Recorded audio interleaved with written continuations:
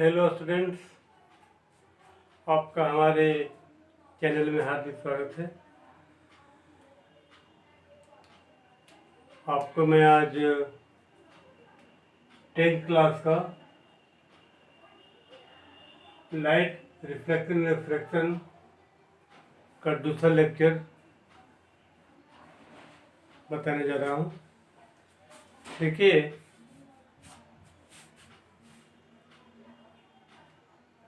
आज का थॉट है labour never goes in when.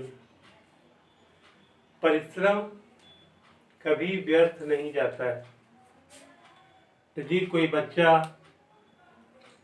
Exam में फेल कर गया, मेहनत बहुत किया रात दिन, और इसका मतलब ये नहीं है कि बच्चा को कुछ आता नहीं था, कुछ कमी रह गई होगी, फिर मेहनत करेगा और फिर क्या करेगा, क्वालिफाई करेगा। तो हम लोग का जो अधिकार है काम करने का, फल देने का नहीं। गीता में है कर्मण्येवाधिकारस्तु मा फलेषु कदाचन। तो हम कर्म करें, फल देना भगवान के हाथ में है। इसी के साथ मैं चैप्टर स्टार्ट करता हूँ। इसके पहले चैप्टर में भी कुछ बताया था पहले लेक्चर में, तो मैं दूसरे लेक्चर में उसको रिव्यू कर देना चाहता हूँ। आपका इस चैप्टर देखिए नाम क्या है, लाइट है सबसे पहला, उसके बाद रिफ्लेक्शन है, फिर रिफ्रैक्शन है। एक वर्ड मैं और जोड़ता हूँ इसमें, एब्जॉर्प्शन।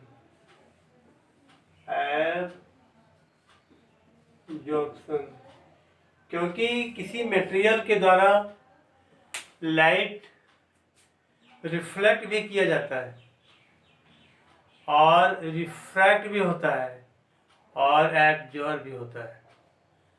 तो अब देखिए कहाँ, पहले लाइट समझिए, लाइट क्या है। Light is a form of energy. Light is form of energy which affects the eye in such a way as to produce sensation of sight. Light क्या है? एनर्जी है। जैसे हीट एनर्जी है, sound energy है, वैसे light भी क्या है? एनर्जी है, जो हमारे आँख को अफेक्ट करता है और एक सुंदर सुंदर साइट को देखने के लिए मजबूर करता है। ये लाइट की परिभाषा है। दूसरा वर्ड है रिफ्लेक्शन। रिफ्लेक्शन कैसे होता है और क्यों होता है। अब मैं थोड़ा केमिस्ट्री में आता हूँ।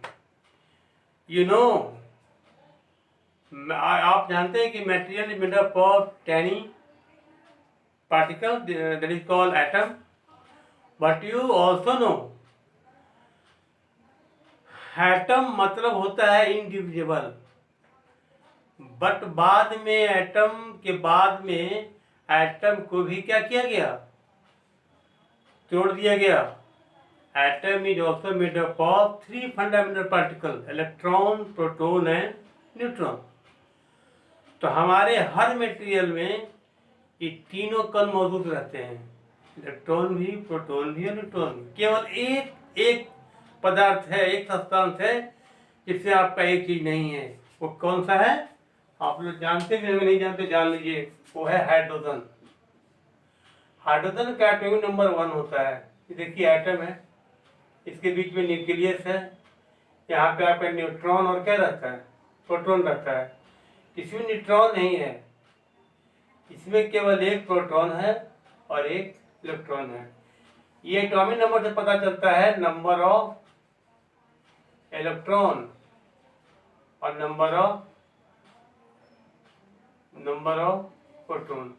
मतलब किसी एलिमेंट का यदि आपको एटॉमिक नंबर मालूम है तो आप उससे number of electron, number of proton का पता कर लीजिएगा।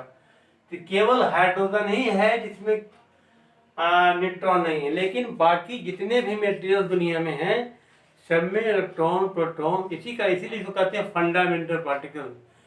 Without D3 fundamental particle know anything is matter. दुनिया की जितनी भी वस्तु हैं, ठीक है। तो आपका जो रिफ्लेक्शन होता है, तो जैसे मिरर है आपका, है ना, तो मिरर भी तो मटेरियल है, ये भी तो इलेक्ट्रोप्रोटेक्टर से बना हुआ है। और इससे पड़ता है क्या, लाइट की रे इंसिडेंट होती है। ये आपका जहाँ गिरा उसको क्या बोलते हैं, पॉइंट ऑफ इंसिडेंट। और फिर क्या होती है, ये रिफ्लेक्ट हो जाती है। और आपका ये नॉर्मल है। और यहाँ पे तो आपका ये मिरर है, इधर से राइट किया हुआ है तो यहाँ तो पास नहीं करेगा। और ये आपका हो गया आई हो गया एंगल ऑफ इंसिडेंस, ये हो गया angle of angle of incidence हुआ, एंगल ऑफ रिफ्लेक्शन हुआ, ठीक है। तो यहाँ क्यों होता है ऐसा, ऐसा इसलिए होता है कि इसमें जो आपको पता है कि किसी वस्तु को जब हम गर्म करते हैं, हीट एनर्जी देते हैं, तो क्या होता है, उस पार्टिकल का जो वाइब्रेटिंग जो होता है वो क्या हो, उसमें स्पीड आ जाती है, बढ़ते चला जाता है। तो काइनेटिक एनर्जी क्या होता है, बढ़ जाता है। तो यहाँ भी क्या है, सन रे में तो हीट होता है। सन रे के पड़ने के बाद ये जो आपका मिरर है, मिरर के अंदर जो इलेक्ट्रॉन है क्या हो जाते हैं, अपने आप में कोलाइड करने लगते हैं। तो उसमें ज़्यादा एनर्जी हो जाती है, जिसके कारण क्या होता है, आपका ये रिफ्लेक्ट होता है। तो उसके बाद रिफ्लेक्शन हो गया। दूसरा जो वर्ड है, अब यहाँ जो रिफ्लेक्शन होता है वो अलग अलग है। मान लीजिए स्मूथ रहेगा तो आपका रेगुलर रिफ्लेक्शन होगा। यदि आपका सरफेस प्लेन नहीं रहेगा, ऐसा रहेगा, ऐसा मान लो है, तो देखिए यहाँ मान लीजिए यहाँ हुआ तो ऐसे हो गया, और फिर यहाँ पड़ेगा तो क्या हो जाएगा, ऐसे हो जाएगा। यानी कि आपको यहाँ पर जो इमेज बनेगा वो स्पष्ट नहीं बनेगा। लेकिन जब स्मूथ रहेगा, प्लेन रहेगा, तो आपको इमेज क्या हो जाएगा। मैं प्लेन मिरर के द्वारा कैसे इमेज बनता है आप हम एक्टिविटी में दिखा चुके हैं। हमारा जो एक्टिविटी है यूट्यूब पर है, देख लीजिए आप लोग। उसके बाद ये हो गया क्या, रेगुलर हो गया, रेगुलर हो गया, बता दिया हमने। उसके बाद वर्ड है रिफ्रैक्शन। तो रिफ्रैक्शन और रिफ्लेक्शन में यही फर्क है कि आपका रिफ्लेक्शन में लाइट बाउंस बैक होता है, लेकिन रिफ्रैक्शन में बाउंस बैक नहीं होता है। लाइट एक मीडियम से दूसरे मीडियम में पास कर जाती है। जैसे देखिए आपका ये है, ये आपका एयर है, और नीचे मान लीजिए कि वाटर है। तो जब लाइट इस पर इंसिडेंट होगा और जब दूसरे मीडियम में प्रवेश करेगा तो ये क्या होगा, ये इस एंगल से क्या हो जाता है, छोटा बनाती है। यानी इसका जो डायरेक्शन है वो क्या हो जाता है, चेंज हो जाता है। और चेंज इसलिए हो जाता है कि इसका जो ऑप्टिकल डेंसिटी है, ऑप्टिकल डेंसिटी जो एयर का है, ऑप्टिकल डेंसिटी और इसका ऑप्टिकल डेंसिटी दोनों में क्या है, फर्क है। इसका जो ऑप्टिकल डेंसिटी ये कम होता है, वाटर का ज़्यादा होता है। अब डेंसिटी समझ, डेंसिटी क्या है, डेंसिटी होता है मास बाई वॉल्यूम, है ना। वॉल्यूम क्या होता है, वॉल्यूम इज द, जैसे कहें कि कोई वस्तु any substance occupied the space, तो जो ऑक्युपाइड स्पेस होता है उसको क्या कहते हैं, उसको वॉल्यूम कहते हैं। तो वॉल्यूम घटेगा तो डेंसिटी बढ़ेगा, ये बढ़ेगा तो क्या होगा, घटेगा। जैसे एग्जांपल ले लीजिए, एक की जो है 1 किलोग्राम आयरन है और 1 किलोग्राम कॉटन है, तो देखो कौन ज़्यादा छकेगा, ये छकेगा। मास इक्वल है लेकिन वॉल्यूम क्या है, वॉल्यूम इसका लेस है इसके वॉल्यूम से, कि जगह ज़्यादा छकेगा तो डेंसिटी किसका ज़्यादा हो जाएगा, डेंसिटी हो जाएगा इसका ज़्यादा, क्योंकि इसका वॉल्यूम क्या है, कम है। यानी ये वॉल्यूम कमेगा, डेंसिटी क्या होगा, ये बढ़ेगा। तो यहाँ पर एयर है, एयर का ऑप्टिकल डेंसिटी क्या होता है, कम होता है, इससे ज़्यादा। जैसे मान लीजिए कि अभी हवा है, अभी हम आराम से चल रहे हैं, लेकिन यदि नदी में पानी भरा हुआ हो उसमें हम चलने का प्रयास करें तो क्या स्पीड रहेगा, रहेगा, दिक्कत होगी। तो वही रीजन यहाँ पे है। तो और एक बात और है, लाइट का जो स्पीड है ना वो हर मीडियम में अलग अलग है। एयर में ज़्यादा है, एयर में कम है, और इसमें एयर में ज़्यादा है और वाटर में कम है। तो स्पीड में हर डिफरेंट मीडियम में स्पीड अलग अलग रहने के कारण अपना डायरेक्शन क्या हो जाता है, चेंज हो जाता है।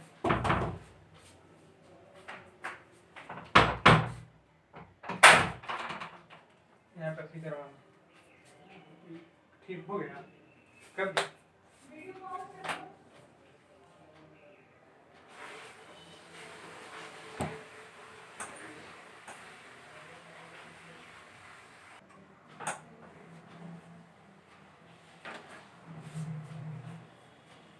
हाँ, नेक्स्ट पॉइंट है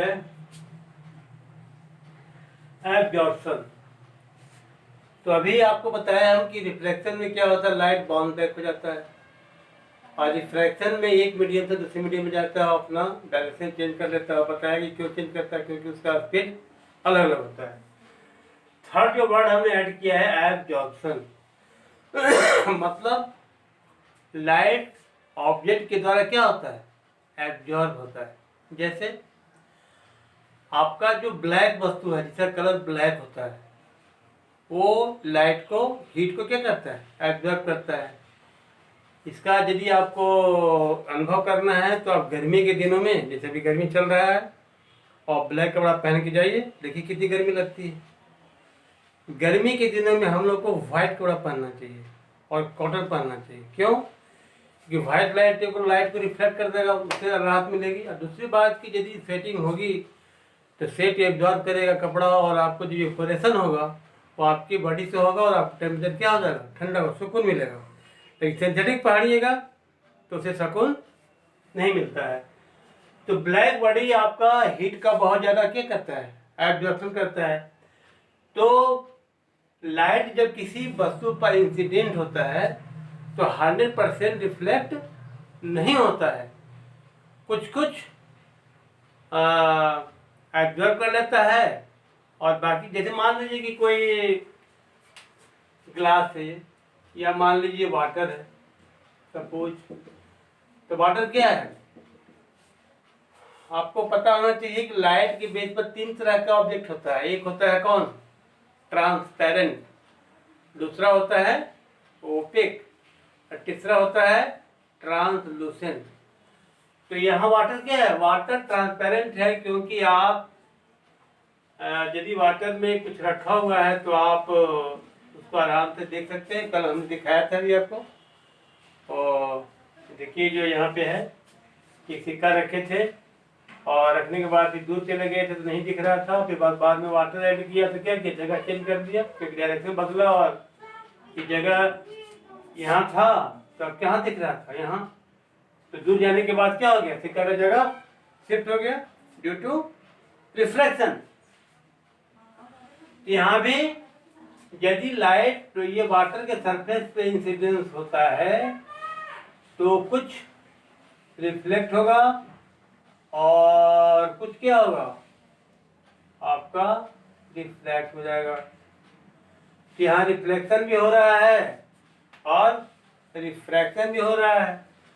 और वाटर के द्वारा यदि कुछ हीट एब्जॉर्ब हो रहा होगा तो एब्जॉर्प्शन भी हो रहा है। यानी तीनों, रिफ्लेक्शन, रिफ्रैक्शन, एब्जॉर्प्शन, तीनों काम एक साथ हो रहा है। यहाँ बताया था कि आपका जो यहाँ यदि रेयर से डेंसर में आता है तो आपका ये आर क्या हो जाएगा, आर हो जाएगा लेस देन आई। अब उल्टा देखिए, सपोज कीजिए कि अब डेंसर से रेयर हो जाता है, ये वाटर है और ये एयर है, और मान लीजिए आपका नॉर्मल है। अभी लाइट यहाँ क्या हुआ, इंसिडेंट हुआ, अभी यहाँ जाएगा तो क्या हो जाएगा, ये स्पीड, इसका डायरेक्शन हुआ क्या होगा, चेंज हो जाएगा। यहाँ ई आई हो जाएगा, यहाँ ऐसा में क्या होगा कि आपका आर ग्रेटर होगा आई से। तो डेंसर से रेयर में आपका ये रिफ्रैक्शन का एंगल बड़ा हो जाता है, और जब रेयर से डेंसर हो जाता है तो वो छोटा हो जाता है। तो हमने आपको लाइट का डिफिनेशन, रिफ्लेक्शन, एब्जॉर्प्शन समझा दिया। अब आइए टाइप्स ऑफ थिंग तो भी बता ही दिया आपको कि ट्रांसपेरेंट होता है, ओपेक होता है, ट्रांसलूसेंट होता है। ट्रांसपेरेंट में आपका ग्लास हो गया, एयर हो गया, वाटर हो गया, ये तीनों वस्तुओं से आप देख सकते हैं वस्तु को आस पास। मतलब जिसमें लाइट पास करेगा वो क्या है, ट्रांसपेरेंट है, नहीं पास करता तो ओपेक है। ओपेक में आपका लाइट पास है, जैसे बुक है, चेयर है, आपका कार्डबोर्ड है, ब्लैक बोर्ड है, दीवार है, ब्रिक है, ऑल थिंग लगभग।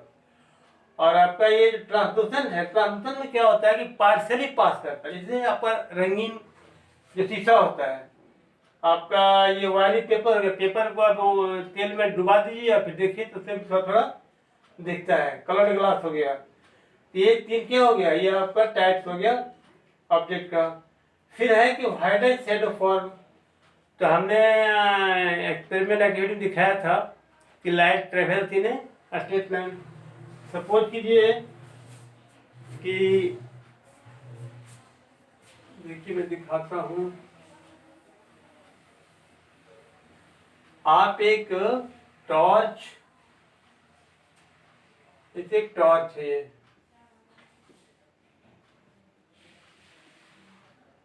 तो ये निकल रहा है लाइट, और यहाँ पे जो ऑब्जेक्ट है ये क्या है, ये ओपेक है। क्योंकि हम जानते हैं कि लाइट स्ट्रेट लाइन में क्या करता है, ट्रेवल करता है। तो ऐसे भी जाएगा लाइट, ऐसे भी जाएगा लाइट, है ना। तो क्या होगा कि यहाँ पर जो ये देख रहे हैं, ये क्या बनेगा, यहाँ पे यहाँ बनेगा शैडो, ब्लैक रंग का। शैडो में भी होता है दो तरह का, अम्ब्रा और पेनम्ब्रा। यहाँ तक कुछ घना रहेगा और फिर क्या रहेगा, हल्का रहेगा। तो क्योंकि लाइट स्ट्रेट लाइन में ट्रेवल करता है, इसलिए यहाँ पर क्या बनता है, शैडो बनता है। लाइट के सामने आप रख देंगे ऑब्जेक्ट तो आपको शैडो बनेगा। उसके बाद है वाइडर मिरर, रिफ्लेक्ट बता दिया है। उसके बाद है अगला कि wider thing like green, white, black और एनी कलर। कोई भी वस्तु वाइट क्यों दिखता है, ब्लैक क्यों दिखता है, ग्रीन क्यों दिखता है, इसके पीछे भी रीजन है। इसका रीजन ये है कि जिस लाइट को रिफ्लेक्ट कर देता है उसको आप देखते हैं, और जो एब्जॉर्ब कर लेता है उसको आप नहीं देखते हैं। आपको न्यूटन ने एक डिस्क बनाया, एक डिस्क में लिया, क्या किया था कि आपको पता होगा कि लाइट 7 कलर का मिक्सचर है। तो लिखा है VIBGEO, 7 रंग का होता है, violet, indigo, blue, green, yellow, orange और रेड। तो न्यूटन ने क्या किया, इसको 7 भाग में बांट दिया, 1 2 3 4, 1 2 3 4 5 6, एक और कर दीजिए 7। मान लीजिए यहाँ लिख दीजिए VIBGYOR।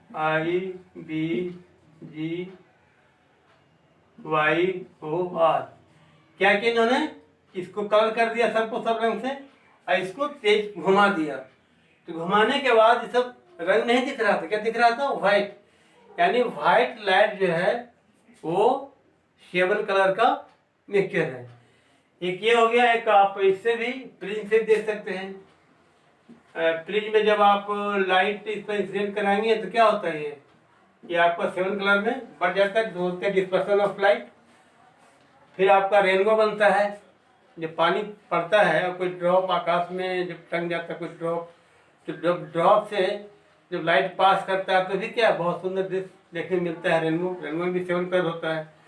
These are the wonderful phenomena in the world, जो होते रहता है। इस पर आप ध्यान देंगे तो बहुत कुछ सीखेंगे। तो ये आपको मैं बता दिया कि जो लाइट ऑब्जर्व कर लिया जाता है वस्तु का, कोई वस्तु उजला क्यों दिखता है, उजला इसलिए दिखता है कि वो एब्जॉर्ब सब लाइट आपको लौटा दी, रिटर्न कर दिया, इसलिए वो व्हाइट दिखता है। और ब्लैक इसलिए कि वो सब एब्जॉर्ब कर लेता है, इसलिए ब्लैक दिखता है। चलिए अब आगे, आगे है लॉज ऑफ रिफ्लेक्शन। तो लॉज ऑफ रिफ्लेक्शन अभी हम बताया भी था आपको कि यदि प्लेन मिरर है तो उस पर जो लाइट इंसिडेंट करता है और ये नॉर्मल है आपका, कि वो हो गया, ये रिफ्लेक्ट कर जाता है। यहाँ पे क्या है, मान लीजिए इसको ए मानिए, इसको बी मानिए, इसको एन मानिए, ये आपका नॉर्मल हो गया, इंसिडेंट हो गया, ये क्या हो गया, रिफ्लेक्टेड हो गया। तो फर्स्ट लॉ में क्या हो गया, फर्स्ट लॉ में हो गया कि आपका ये जो आई है आर है, आई आपका आर के बराबर होता है, और आपका इंसिडेंट ए ओ और ओ बी और ओ एन, ये क्या होता है, तीनों एक एक एक प्लेन में होता है। तो these are the two law of reflection. और फिर है नया क्वेश्चन है कि रिफ्लेक्शन और रिफ्रैक्शन में क्या फर्क होता है।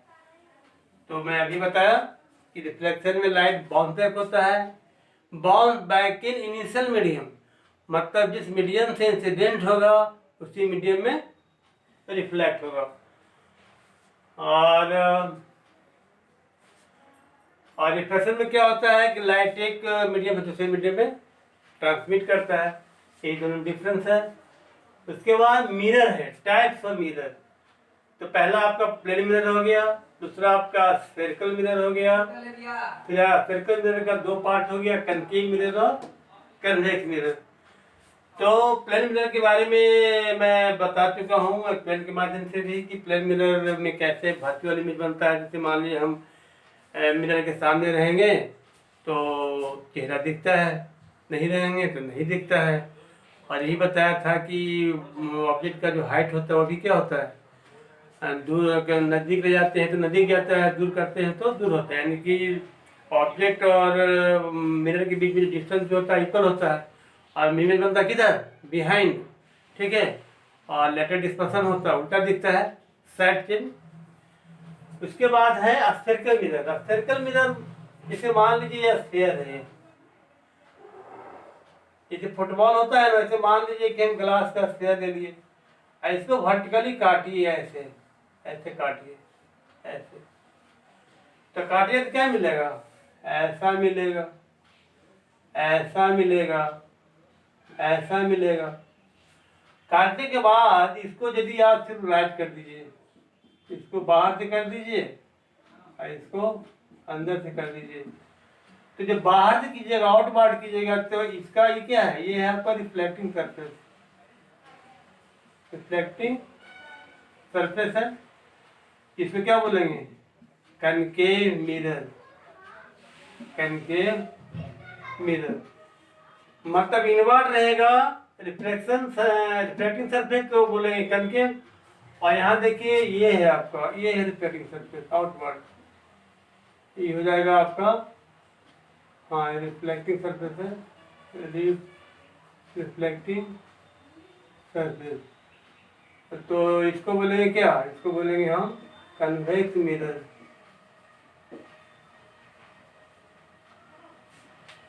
तो मिरर हो गया, मेन हो गया दो टाइप, प्लेन मिरर और स्फेरिकल मिरर, और फिर कनकेव हो गया और कन्वेक्स हो गया।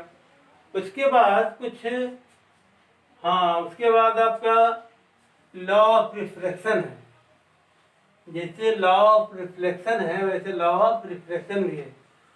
लॉ ऑफ रिफ्लेक्शन में है, जैसे अभी आपको बता रहे थे कि ये नीचे में मान लो वाटर है और ऊपर में क्या है, एयर है, लाइट इंसिडेंट हो रहा है, ये आपका नॉर्मल है, तो क्या हो जाता है, ट्रांसमिट करता है, आई हो गया, आर हो गया। यहाँ कहता है कि जो आपका नॉर्मल है, मान ली वो है, एन है, ये आपका ए है और ये बी है। तो यहाँ पर नॉर्मल और आपका जो एओ हो गया इंसिडेंट रे, और आपका जो बी हो गया, ये आपका हो गया रिफ्रैक्टेड रे। ये क्या हो गया, रिफ्रैक्टेड रे, ये आपका हुआ इंसिडेंट रे, इंसिडेंट रे, ये आपका हो गया नॉर्मल। तो ये जो तीनों है, तीनों एक प्लेन में रहेंगे। और दूसरा है कि the ratio of sine of the angle of incidence तो the sine of angle of refraction is constant. ये आपका सेकेंड लॉ ऑफ रिफ्रैक्शन है, जिसको हम अस्नेल लॉ भी कहते हैं। क्या है? The ratio of sine S I यानी the angle of incidence to the sine of angle of refraction is constant. इस सेकेंड लॉ को हम अस्नेल लॉ भी कहते हैं, अस्नेल वैज्ञानिक का नाम है, और सेकेंड लॉ ऑफ रिफ्रैक्शन भी कहते हैं। तो हमने आपको laws of refraction, laws of refraction दोनों बता दिया, और यहाँ पर जो ये हो रहा है भी बता ही दिया आपको, सारा चीज हम आपको बता दिया।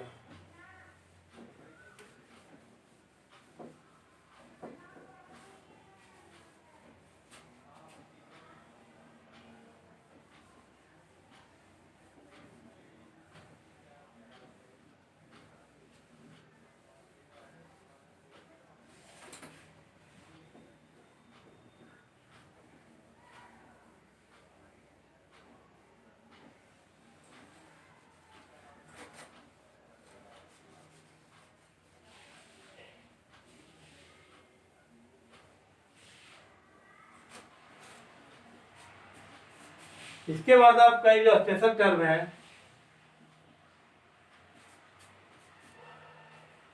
ये आपका देखिए जैसे मिरर है। कौन मिरर है? ये आपका कनकेव मिरर है, कनकेव मिरर। इसका जो मिडिल पॉइंट होगा इसको बोलेंगे पोल, और इसको देखिए लाइन खींचेंगे, इसको बोलते हैं principal axis. line passing the center of curvature and pole is called principal axis। अब मान लीजिए इसको C बोलेंगे, हम CP बोलेंगे, ठीक है। तो CP क्या बोलते हैं? CP को बोलते हैं फोकल लेंथ बोलते हैं, और आपका इसको बोलते हैं, ये लाइन को प्रिंसिपल एक्सिस, प्रिंसिपल एक्सिस। ये आपका हो गया line, imaginary line passing through centre of curvature and pole of the mirror। तो आपका ये हो गया। उसके बाद आपका है रेडियस ऑफ कर्वेचर, तो बता दिए हम, ये हो गया रेडियस कर्वेचर। उसके बाद आपका है अपर्चर इसको बोलते हैं, इसको ये जो है ना, मान लीजिए ये है और बी है, इसको अपर्चर बोलते हैं। तो आज यही एंड करते हैं, नेक्स्ट टॉपिक नेक्स्ट क्लास में। और आप फ्री फाउंडेशन अकेडमी में पढ़ रहे थे, भी सेवा मिल रहा था आपको, तो आप शेयर और लाइक जरूर करें। Thank you.